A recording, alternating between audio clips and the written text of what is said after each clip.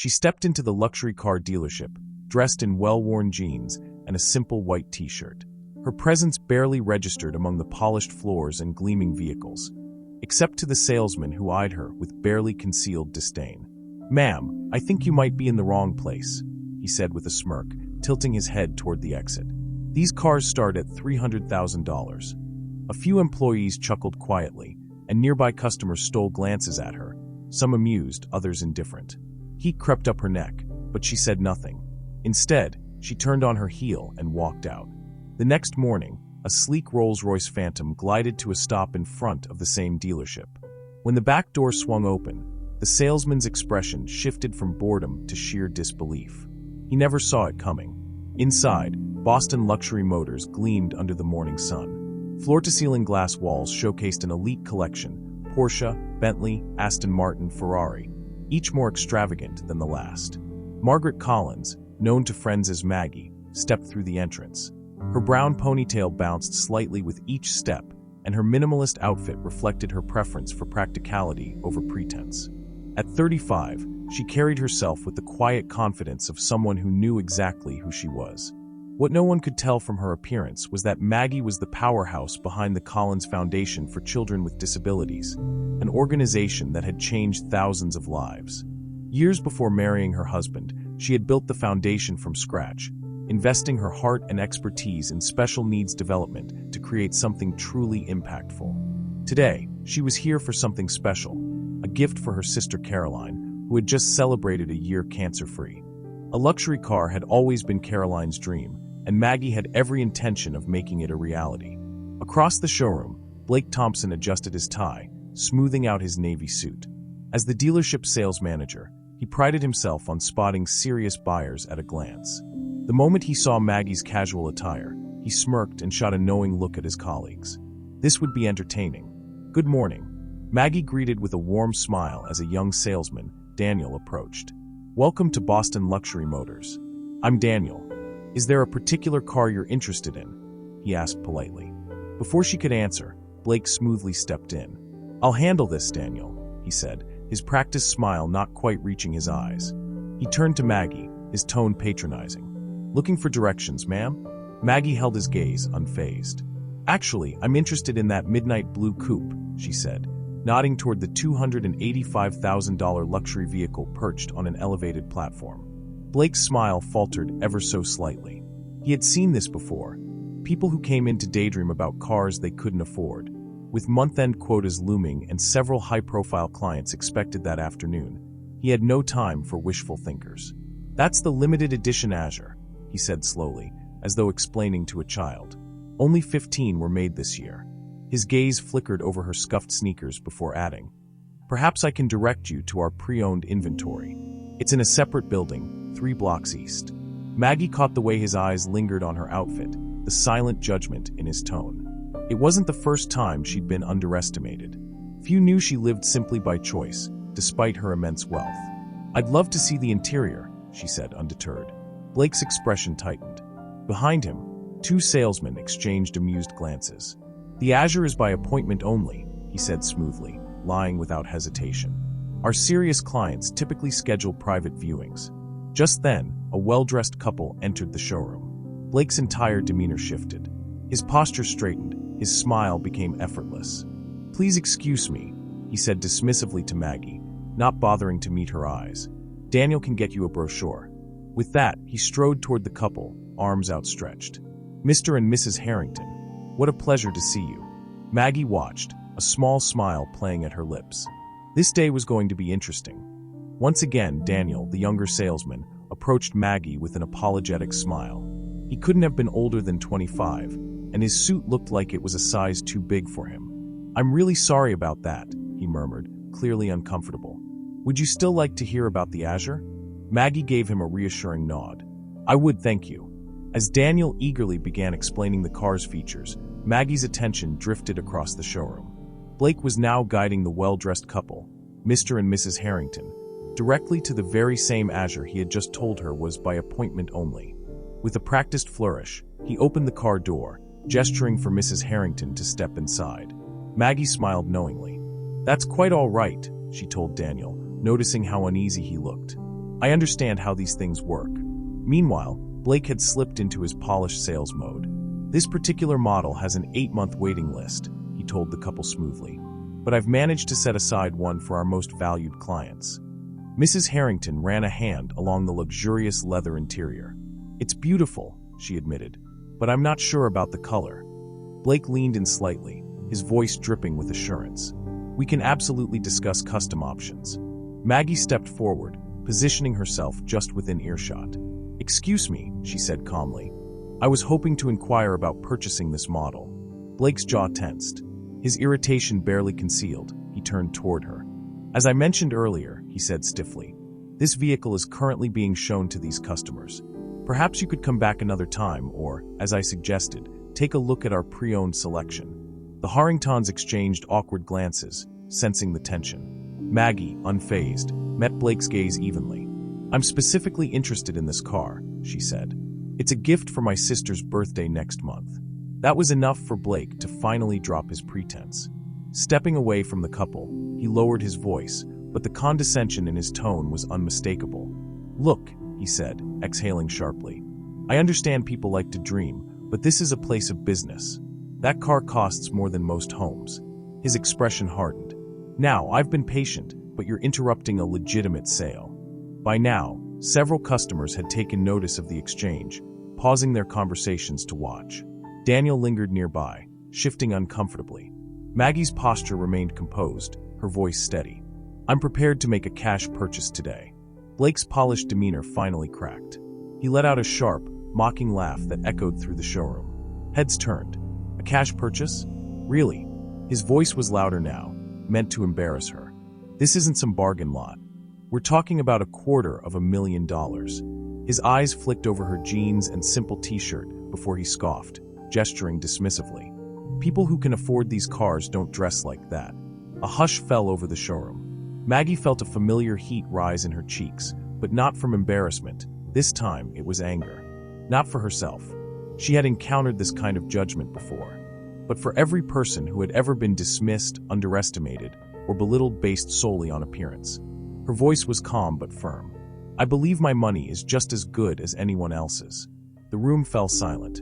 Blake stepped in closer, looming over her, his patience long gone. Let me be clear, he said, dropping all pretense of politeness. You're wasting my time and embarrassing yourself. Either schedule an appointment for a serious discussion, dressed appropriately, or leave the premises.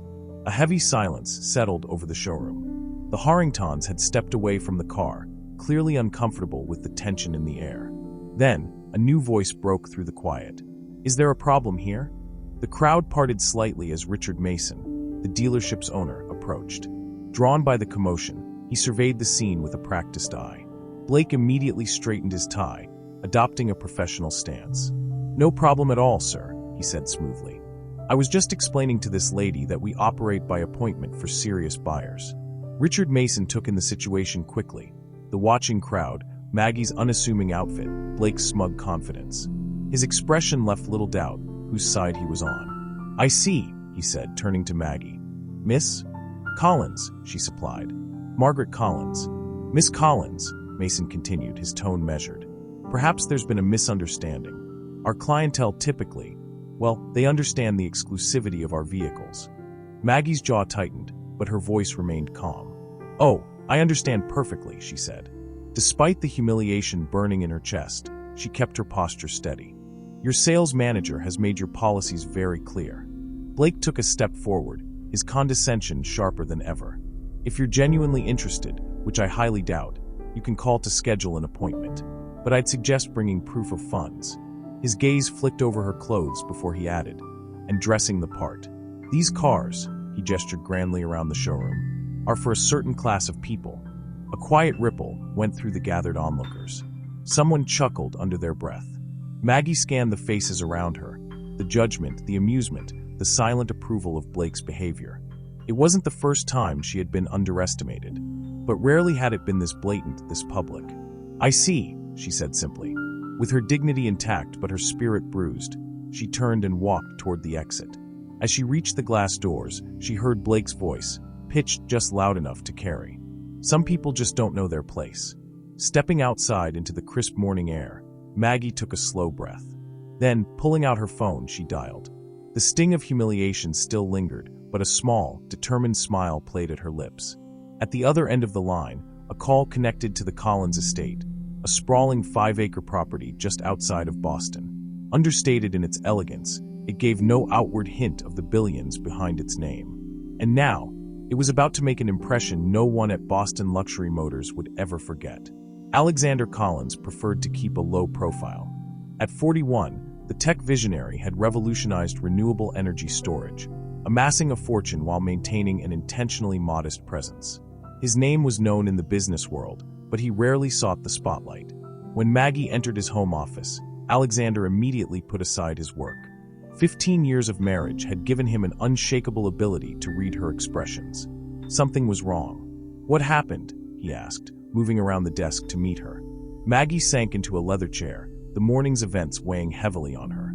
"It was educational," she said with a small, wry smile that didn't reach her eyes.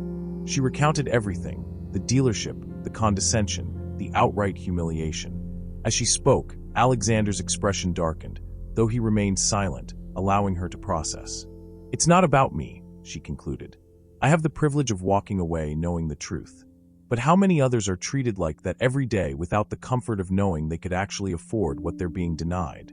Alexander nodded thoughtfully. This was what he admired most about Maggie, her unwavering concern for others, even when she herself had been wronged. "So," he asked at last, "what would you like to do about it?" Maggie hesitated. "Part of me wants to do nothing," she admitted. "Just buy Caroline's gift somewhere else. But then I think about that young salesman, Daniel. He treated me with respect regardless of how I was dressed.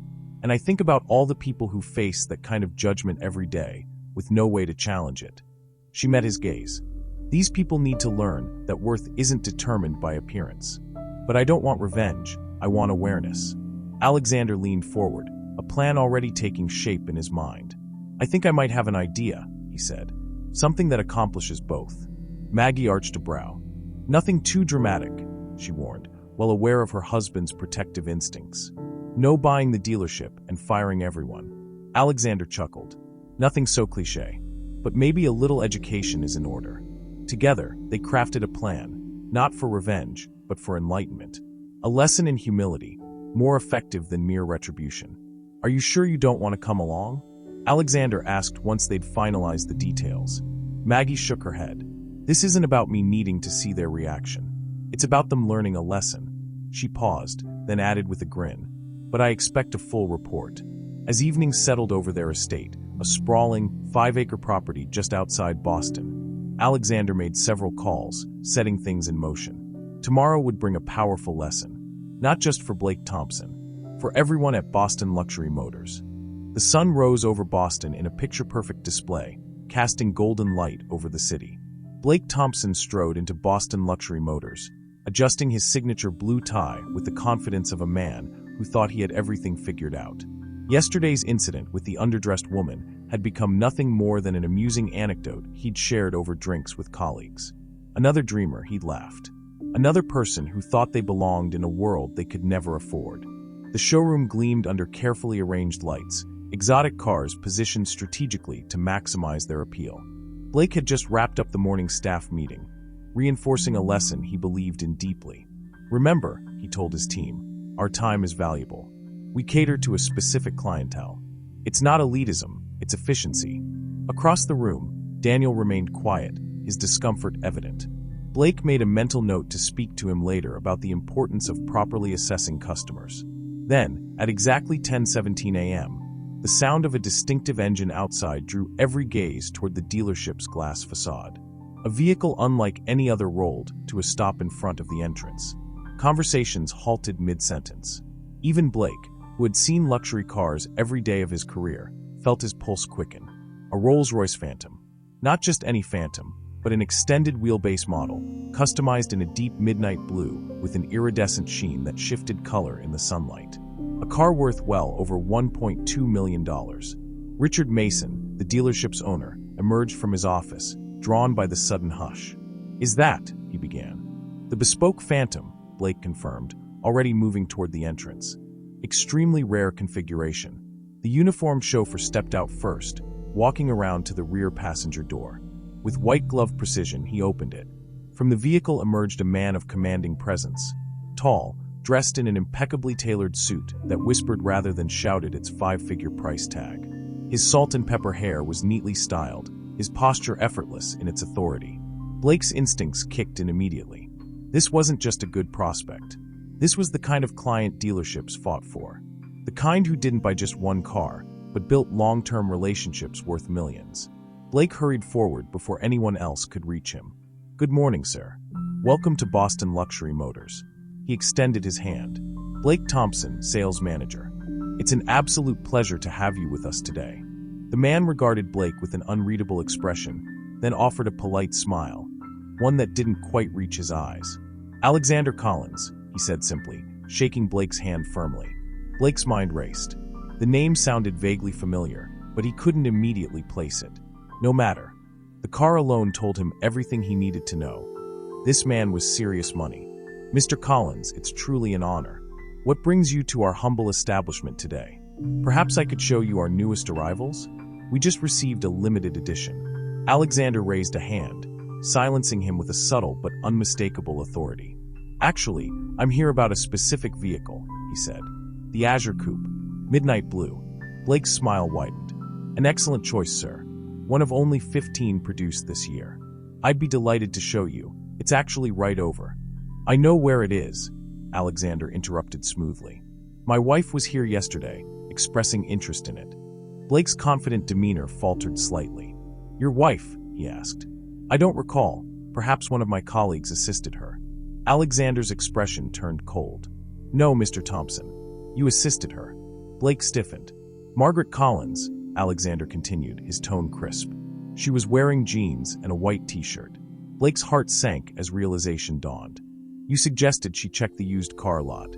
1 month later, the Collins Foundation Benefit Gala transformed the Grand Boston Hotel into a night of hope and generosity. Children with disabilities, along with their families, mingled with donors, medical professionals, and supporters. Near the entrance, Blake Thompson, dressed not in his usual sharp suit, but in the uniform of an event staff member, assisted guests and helped a young boy in a wheelchair. The past month had changed him profoundly.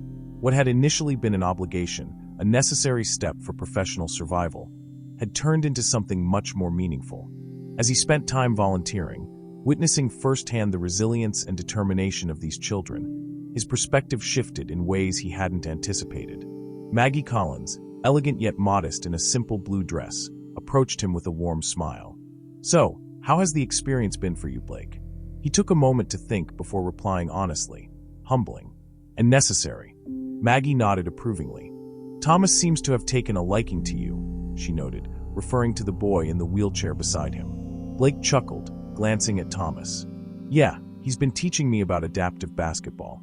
Apparently, I have terrible shooting form." Maggie laughed. "He's a tough but fair coach." Blake's expression turned serious. "Mrs. Collins, I know I've already apologized formally, but I want to say it again directly. I'm truly sorry for how I treated you that day.